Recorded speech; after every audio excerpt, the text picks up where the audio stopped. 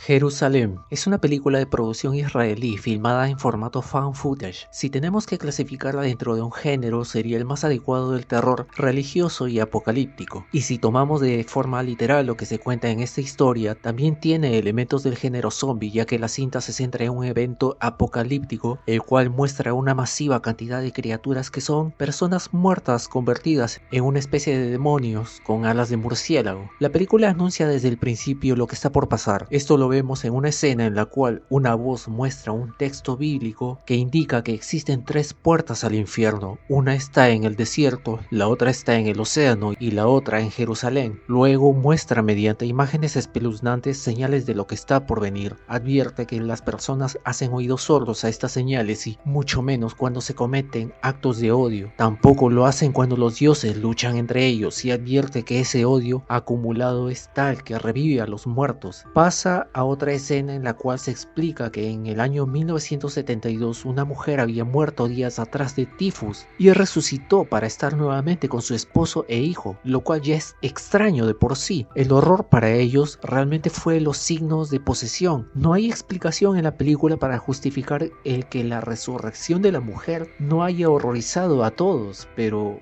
sigamos. El mal que la posee no parece ser de lo que estamos acostumbrados, es algo mucho mayor, pues se convocó a tres sacerdotes de religiones diferentes, un rabino representando el judaísmo, un sacerdote representando el cristianismo y a un imán musulmán. Tres diferentes tipos de fe se unieron para salvar a esta mujer. Aún así no se pudo hacer nada. La mujer, antes de ser abatida por un disparo, desplegó de su espalda alas como de murciélago. Los tres líderes religiosos sabían del peligro y por eso vieron en el arma un último recurso para evitar que el mal se propague en ese entonces. Esta fue una advertencia y los sacerdotes concluyeron que no estaba pasando solamente con esta mujer. Este fenómeno iba a pasar de forma masiva y, lo que es peor, era algo inevitable. Ya en la actualidad, Sara, una joven muy querida por su padre, recibe de él los recordados dispositivos Google Glass, lentes que registraban en video todo lo que la persona miraba, al mismo tiempo que permitía realizar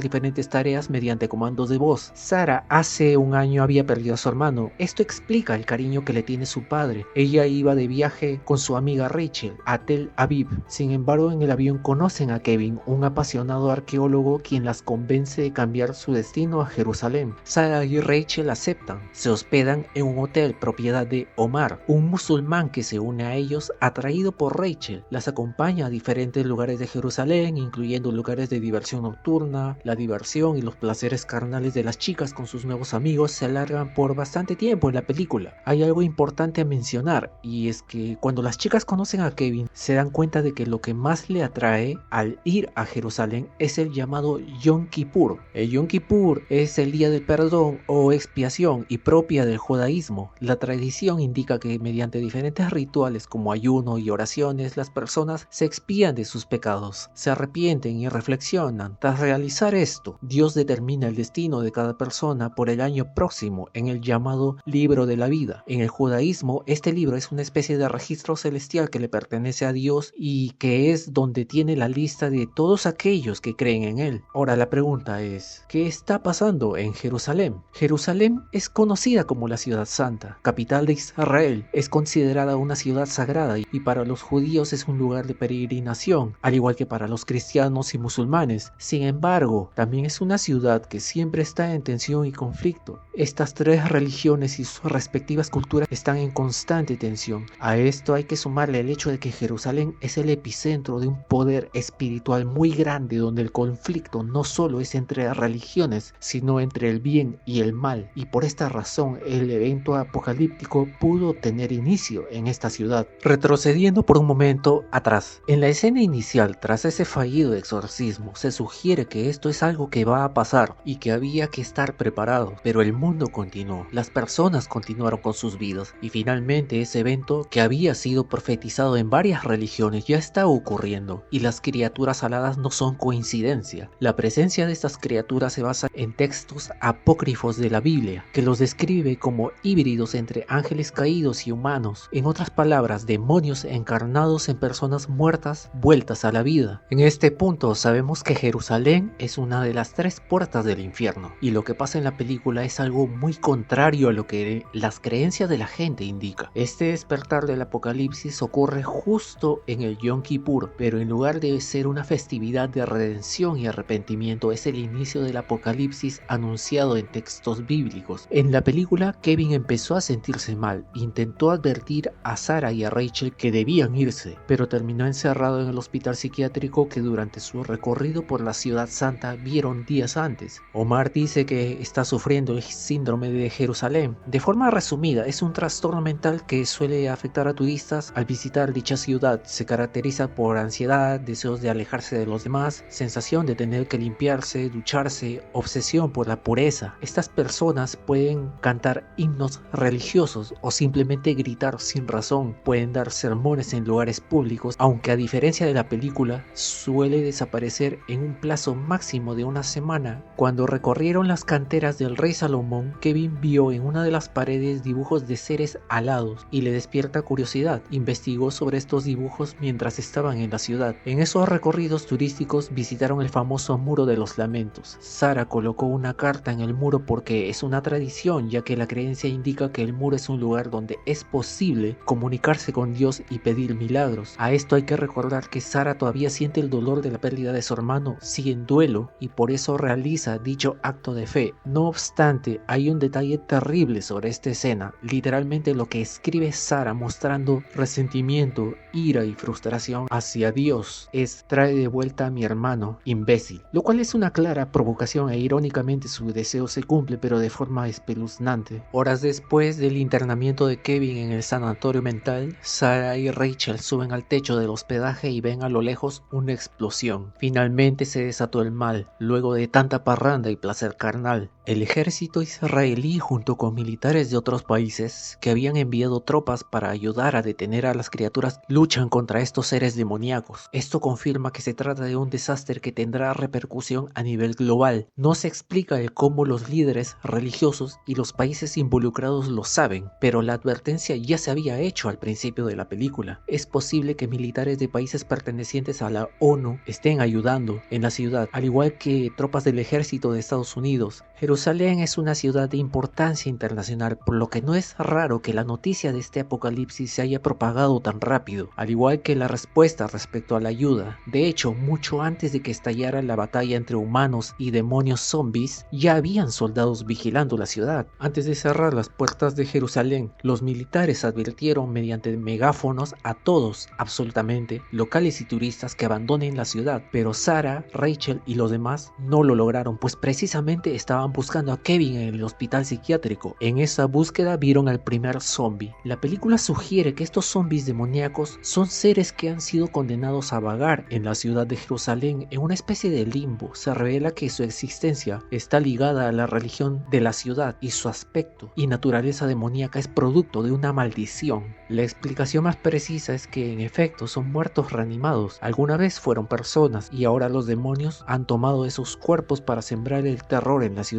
Estas criaturas son humanos que resucitaron con esa apariencia y tienen un evidente vínculo con las profecías del fin de los tiempos. La película los muestra como seres muy difíciles de matar. Lo más importante es que su aparición es una señal de que las puertas del infierno han sido finalmente abiertas. A Sarah, casi al final de la historia, se le presenta una de estas criaturas muy de cerca. Se trata de su hermano. Los Google Glass que ella lleva lo reconocen por ciertos rasgos faciales y confirman que en efecto es su hermano. ¿Por qué no la ataca? Es la pregunta. Es posible que, a pesar de que ahora es un demonio, todavía tiene un vínculo emocional y espiritual con Sarah. Esto además sugiere que estas criaturas, a pesar de su condición de entes sobrenaturales y agresivos, tienen algo de conciencia y hay lazos emocionales que no han perdido, pues tienen un lado humano o lo tuvieron alguna vez. También es posible que el deseo que pidió Sarah se haya cumplido, pero de una forma fallida y retorcida. Además, el hecho de ser hermanos hermanos indica que el amor entre ambos, de forma metafórica, es más fuerte que cualquier evento apocalíptico, incluso logrando controlar al demonio que reanimó su cadáver. Luego de rescatar a Kevin y continuar su intento de escape, llegan a una iglesia acompañados de unos soldados. Es aquí cuando Rachel es atacada por uno de estos engendros. La pregunta es, ¿cómo un ser de origen sobrenatural puede contagiar a un humano como Rachel y transmitirle una especie de virus que posteriormente la convertirá en un zombie? Estas criaturas, cuando están en tierra firme, tienen el comportamiento de un zombie. La explicación más plausible sería que el retorno de los muertos en forma de zombies con alas no solo se deba a una fuerza sobrenatural, sino también a un factor científico. Este virus puede ser un vector que provocaría que personas que no han muerto se conviertan también en criaturas demoníacas. Vector, en términos biológicos, es un organismo viviente que transmite una serie de enfermedades en humanos y animales. En la película ocasiona que, como dije, personas normales sufran esta transformación. Han pasado horas y la ciudad ya ha sido puesta en cuarentena y muchos no han logrado escapar. Omar conoce una ruta de escape. Se trata de unas cuevas que él conoce muy bien, ya que desde niño las frecuentaba. Durante este trayecto es que Rachel comienza a sufrir una serie de síntomas. El primero es desorientación, se aparta del grupo sintiendo paranoia, sufre un dolor de cabeza muy intenso, vómitos, y mientras siguen caminando su piel se vuelve cada vez más pálida. El síntoma más espeluznante son sus ojos totalmente negros y lesiones en las venas del rostro cerca de los ojos. Se torna agresiva y empieza a alucinar hasta que finalmente culmina la transformación. Le salen alas demoníacas y uno de los soldados le dispara. Es una combinación de posesión diabólica y zombificación. Antes de morir, Rachel le había susurrado a Sarah que corra, que huya, lo cual refuerza la teoría de que estos zombies, al haber sido humanos alguna vez, tienen un grado de conciencia mínimo, pero la fuerza demoníaca los domina y los convierte en estas criaturas que, al igual que los gigantes, solo siembran el caos y la destrucción. Sarah había tomado una espada de una antigua armadura que vio en la iglesia. Por accidente mató al padre de Omar con este objeto. Sarah, Omar y Kevin elevaron oraciones esperando un milagro que los proteja, pero Omar no pudo más. Entró en shock al ver a su padre muerto y se desvivió de un disparo. Es en este punto de la película que aparece el hermano de Sarah y parece guiarlos hacia la salida. Sarah y Kevin son los únicos que quedan y al llegar a la salida, Sarah empieza a mostrar síntomas de estar convirtiéndose en un zombie. Había sido contagiada, ella no se había dado cuenta. El Google Glass no reconoce su voz, pues le está cambiando a una voz grave y siniestra. Kevin no se da cuenta de lo que pasa hasta que desde una toma subjetiva Sarah alza vuelo, ya convertida en una criatura demoníaca, dejándonos ver la magnitud de este evento apocalíptico. Miles y miles de criaturas volando por toda la ciudad, mientras que en tierra firme los soldados luchan contra los gigantes. Lo que se entiende en este final es que el apocalipsis ya empezó y es inevitable. Helicópteros sobrevuelan la ciudad, pero los zombies alados son demasiados y se da a entender que empezarán a dirigirse a países fronterizos contagiando a más gente. Tanto Sarah, Kevin como la ciudad entera de Jerusalén están condenados y esto se regará por todo el mundo. Si las criaturas demoníacas vuelan, ¿para qué cerrar la ciudad de Jerusalén? El plan militar de cerrar la ciudad de Jerusalén a fin de evitar que las personas infectadas huyan a otras ciudades y sobre todo evitar que los zombies huyeran. ¿Qué caso tiene esto si pueden volar? Poner barreras en la ciudad no detendría a los demonios. Sin embargo, una teoría que podría explicar esto es que la capacidad de vuelo es limitada para estas criaturas. Sin embargo, esto sería contradictorio con la escena final, pues es evidente que vuelan muy alto y de forma muy vigorosa, así que sería más preciso decir que los militares lo hicieron para evitar la propagación del virus. ¿Qué son los gigantes que aparecen en la película? En algunas escenas durante el escape de Sarah y Rachel se aprecia al ejército luchando con armamento pesado contra unos seres enormes, gigantes que según la Biblia son los Nephilim.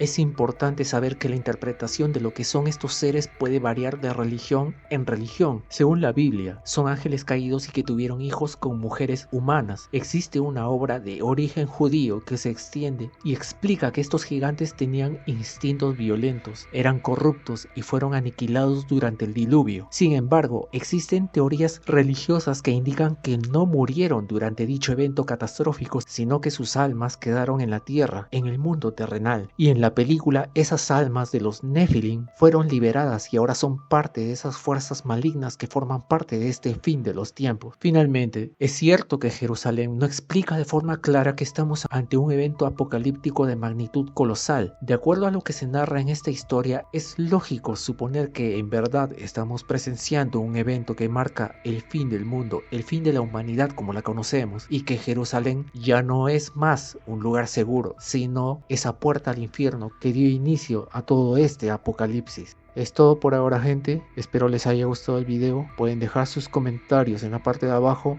Me despido y hasta pronto.